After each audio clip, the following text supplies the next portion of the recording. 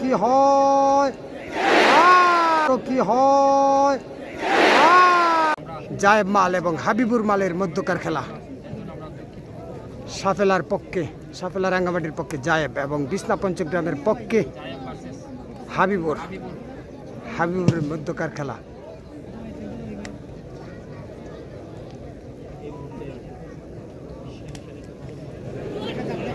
দেখা যাক কি করতে পারেন।